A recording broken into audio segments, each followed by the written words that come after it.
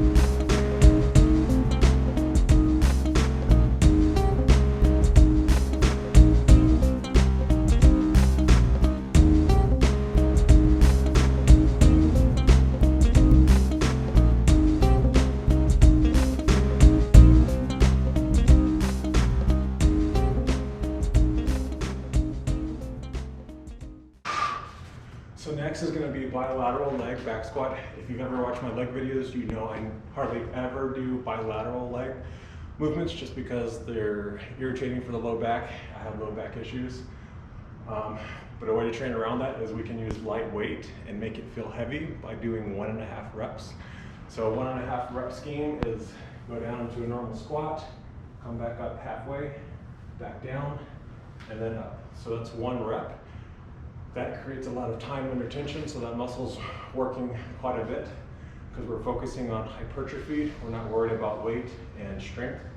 And that's a good way to make lightweight feel heavy in case you don't have a lot of weight in a home gym or you have injuries. In my case, I don't want to load my spine, so weights like this don't typically bother it, but if I were to get up to 300 or 400 pounds, it would. So we're going to do 1.5 reps of bilateral squats, your stance of choice. But since we're focusing on quadriceps today, a close stance like this would probably work more of your VMO.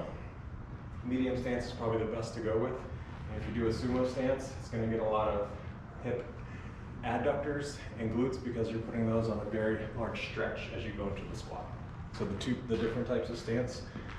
So narrow stance, in order to go all the way down into a squat, that quadricep has to elongate quite a bit, and so that's why you work the quads quite a bit with those type of stances versus these wide stance squats. As you can see, it's not that much of a range of motion, and what's elongating are my adductors and glutes and hamstrings more than my quads. You can see versus this, there's more distance for the quadriceps to elongate, so that's why you work them more. Whatever muscle elongates more is what's going to be firing or activating more. So to give you an idea of the amount of weight to use, for my single leg back squat, one leg, I do 195. This is only 135 for both legs, and this might even be too heavy for 10 reps. So you definitely don't need a lot of weight.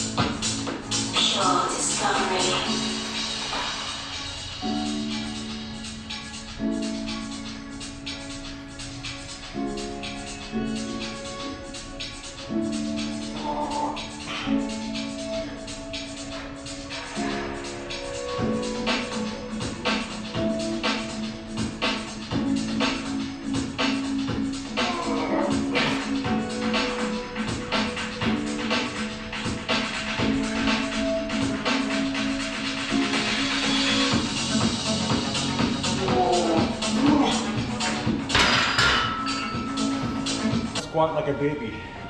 You ever seen pictures of babies? Push the knees out, heels down. You want to be able to lift your toes off the ground if you wanted to. You don't want any of the weight on your toes. That's going to put a lot of stress on the patella femoral joint. And so that's why usually the limiting factor for getting a good range of motion for squatting is actually your calves, not your low back or hips, or anything like that. So push the knees out, just like that. So today we're focusing on the quadriceps. Do you know which division of the lumbosacral plexus, the nerve that innervates the quads, comes off of? Is it the anterior or posterior division? Find out after this set.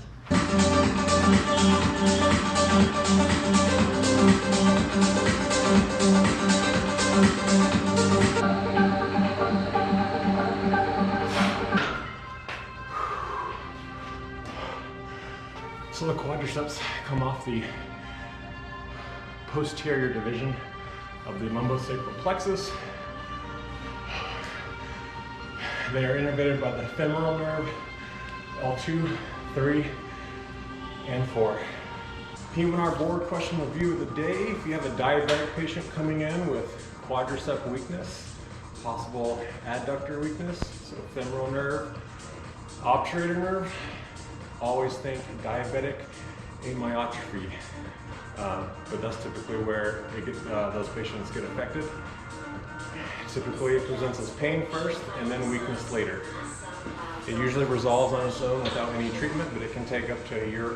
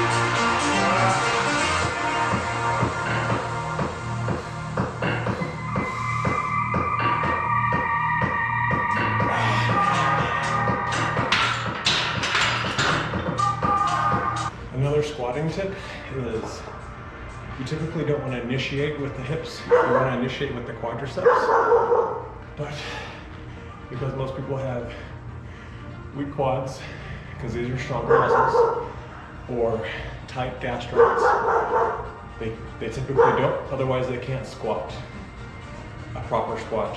So what I mean is, here, initiate with the hips, then bend the knees, then squat. But you're getting a lot of lordosis, and over time you're going to develop extension-related injury, so like facet pain, versus initiating with the quads. So you bend at the knees, push them out, and see how my spine can stay upright as I all go all the way down, versus hyperextension when I initiate with the hips. Hyperextension, otherwise I can't stay upright.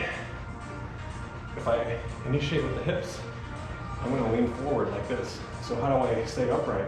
You have to compensate by hyperextending. That's also why if you have tight hip flexors, so if the hip flexors are tight, they're going to pull you like this. So to stand upright, you have to hyperextend your back. That's why people with tight hip flexors get back pain.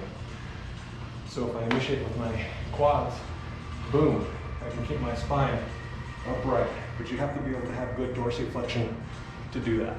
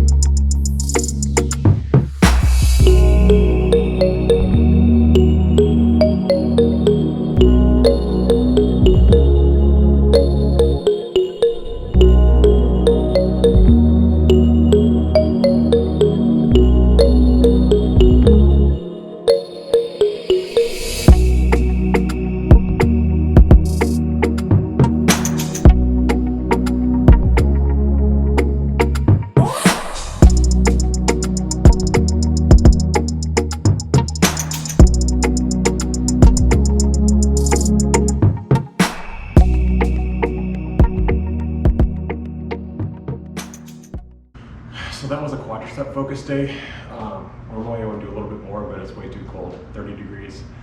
The hardest thing that really killed your quads was that anabolic conditioning piece.